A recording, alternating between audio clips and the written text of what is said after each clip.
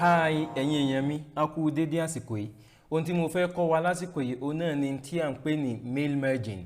A lè máa wò pé kí ni nǹkan tó ń pè ní mail merge. Ẹ jẹ́ ká gbà pé you are working in a university àbí a bá ti ń ṣiṣẹ́ ní anywhere.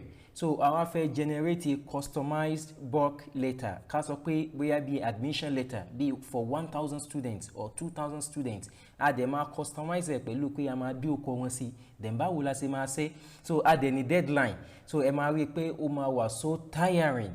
Now in tí mo fẹ́ kọ́ wá nínú fídíò ni pé báwo la ṣe lè lo mail merge láti solve problem. It's just very easy. Majority of us tó jẹ́ pé a ti ń lo Microsoft Word sí a ti rí something like this rí mailing. So sáà mọ̀ nǹkan tí wọ́n ń lò fún nǹkan ń lò fún nìyẹn mail merge. Kí ni nǹkan tá a máa need láti ṣe in this situation?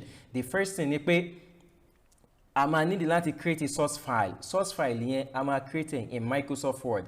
Then the second thing a máa need láti create a data source. Ìyẹn a máa ṣe in Excel. Of course there are many ways of doing this. Eléyìí tí a ṣe source file yẹn tí a ṣe nínú Microsoft Word. Then data source a lè ṣe nínú Microsoft Word náà, but just to make it easy. So kí a separate lọ́tọ̀ọ̀tọ̀ MS Word. So ìyẹn la fi máa create source file. Then Excel ìyẹn la fi máa create data source. Then finally a máa wá link méjèèjì together source file to data source. Ó bá tán within 2 minutes a ti parí a ti generate 1000 or 2000 or 10,000 letters tí a fẹ́ ṣe. So ó yá ẹ máa bá mi ká lọ ẹ jẹ́ kí n fi hàn báwo la ṣe lè ṣe. Alright, now the first thing tá a máa ní láti ṣe òun náà ni ká generate or ká create source file. Source file yẹn lélẹ̀ mo ti kọ sílẹ̀ already láti save time. So ká sọ pé lẹ́tà tí mo fẹ́ send sí èèyàn bíi 1000 òun lélẹ̀. Alright, eléyìí là ń pè ní source file inú Microsoft Word ó ní mo dẹ̀ ti ṣe. Now the second thing ni pé kí ni àwọn nǹkan tí mo fẹ́ send sí wọn. So mo máa create yẹn nínú Excel nínú spreadsheet Microsoft Excel. Now mo máa need láti fi staff ID, family name, first name, telephone, job and some other things. Mo máa need then the first person, the second person. Mo máa need láti kọ gbogbo ẹ̀ sínú Excel.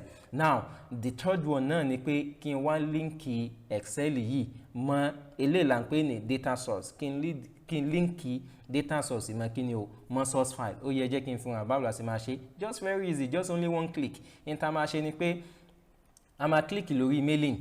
Then eléyìí máa sọ fún wa pé ká select recipient.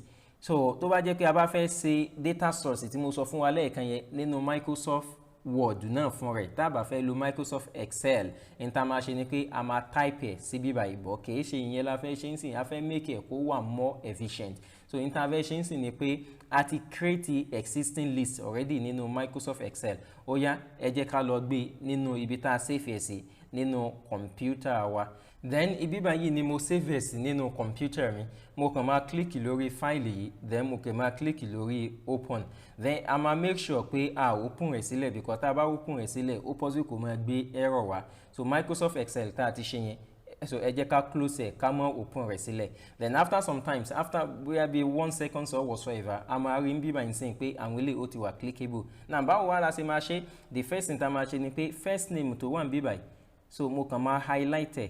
So then mo fẹ́ jẹ́ kí ó replace so first name tó wà bí báyìí or gbogbo tó wà bí ẹ jẹ́ kí mo fẹ́ jẹ́ kí bí báyìí ó jẹ́ family name.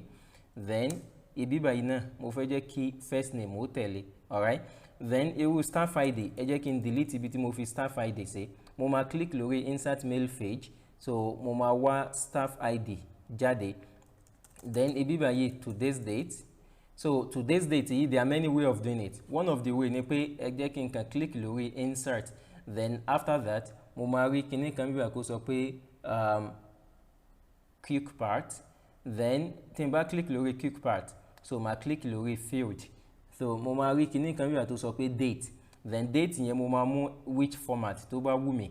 So ó dàbí pé mo like format eléyìí then mo máa click lórí OK. Ó máa gbé today's date wá.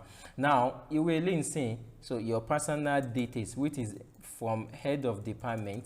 Then mo máa delete ẹ jẹ́ n padà sórí mailing. Then insert mail. So job description or head of department. So which is ẹ jẹ́ kí n represent it by job description for example. Now ibi báyìí first name.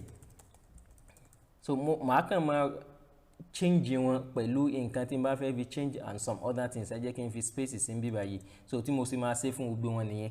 Alright, now lẹ́yìn ìgbà tí n bá change àwọn kinní yẹn tán then it's just very easy ọwọ́ tí mo kàn fẹ́ ṣe náà nìyẹn mo kàn máa click lórí bíbá yín sẹ́yìn finish then individual then mo kàn click lórí ok ẹ máa rí kó máa generate letters yẹn fún mi sẹ́yìn this is the first person ẹ ti rókọ tó gbé wá then tí n bá scroll down this is the second person this is the third one so fourth one lele then tó bá jẹ́ kí mo bá ní 1000 letters bó ṣe máa generate jáde fún mi nìyẹn ẹ rí pé ó easy yẹn mo dẹ̀ ti customize ẹ̀ pẹ̀lú okò ńkálukú pẹ̀lú okò bàbá rẹ̀ àdírẹ́sì iye tí ó san and some other things then tí n bá fẹ́ print it's just very easy for me to go ahead with anything tí n bá fẹ́ ṣe mo dẹ̀ máa print and some other things alright nǹkan tí mo fẹ́ kọ́ wa nínú mail margin nìyẹn o alright ẹ̀yin èèyàn mi so ẹ má gbàgbé láti subscribe sí orí channel yìí because mo àtúmọ̀ upload àwọn fídíò tó ní nǹkan sí pẹ̀lú kọ̀mpútà àti àwọn other topics nípa business and other things nínú èdè Yorùbá so ẹ subscribe sórí fídíò yìí orí channel so that ẹ dẹ̀ like fídíò yìí